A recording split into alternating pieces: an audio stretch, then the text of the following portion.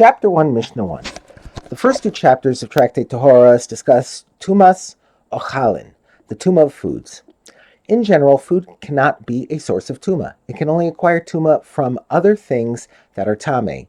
The exception to this rule is a nevela. A nevela, plural nevelos, is an animal or bird that died without its meat having been made permissible through shchita. Besides being forbidden to be eaten, a nevela is also an ava tuma, source of tuma. The nevela of an animal, whether from a kosher species or a non-kosher species, transmits tuma by being touched or carried. In the case of birds, only the nevela of a kosher species is a source of tuma. The nevela of a kosher bird is unique in that it transmits the tuma of nevela only in the throat of a person, i.e., only to someone who swallows it and not to someone who touches or carries it. However, since the carcass of a dead bird is sometimes used as food, the nevela of a bird can also become tame as a food and transmit regular food tuma. Tame foods transmit tuma through being touched, but only to other foods and liquids and not to people or utensils. Chapter 1 begins with the discussion of the nevela of a kosher bird. The Mishnah presents 13 rules and laws concerning the nevela of a kosher bird.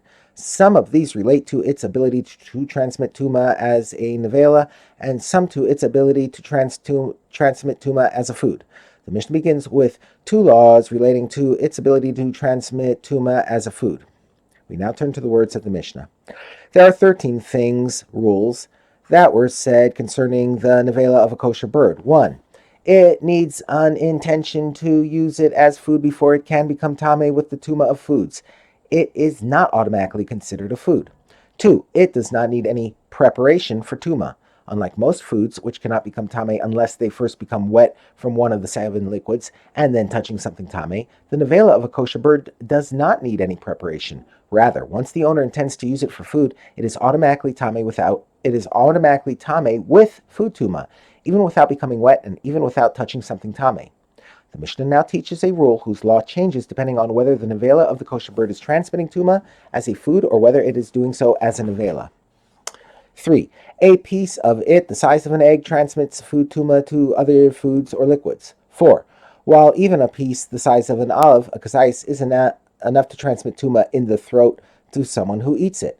That is, although the nevela of a kosher bird must be the size of an egg to transmit tuma as a food, it needs to be only the size of an olive to transmit tuma as a nevela. The Mishnah now lists 2 other laws related to the tumas nevela of a kosher bird. 5. Someone who eats it and becomes tame needs the sun to set after he immerses himself in a mikvah before he becomes fully tahor. 6. People who eat and become tame from it are liable because of it for entering the Beis Hamikdash while tame. If they did so intentionally, they are subject to karas, and if they did so unintentionally, they must bring a chatas offering to atone for their mistake. The Mincha teaches another law relating to the nevela of a kosher bird transmitting tuma as a food. 7. Teruma is burned because of it, i.e., if a piece of this bird nevela touches teruma, the teruma becomes tame and must be burned. Since the bird is considered a tame food, it can transmit tuma to teruma by touching it. The Mishnah now teaches a law about kosher birds. 8. Someone who eats a limb taken from a kosher bird while it was still alive receives 40 lashes, i.e. malchus. The prohibition against eating a limb from a live animal applies to kosher birds as well. The next rule in our Mishnah deals with a kosher bird that is a treifa. The term terefa refers to a kosher bird or animal that suffers from one of the fatal defects or injuries listed in Chulin, chapter 3. The Torah prohibits eating the meat of a treifa even if it was slaughtered through a proper shechita.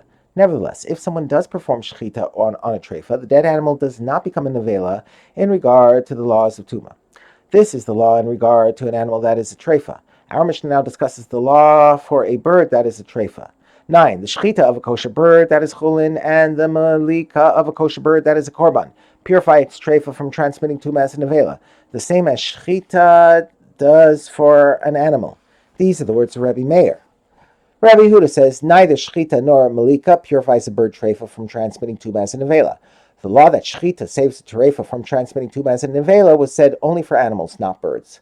Rabbi Yossi says the shechita of a bird treifa purifies it from transmitting tuma as a nevela, but not the malika of a bird korban.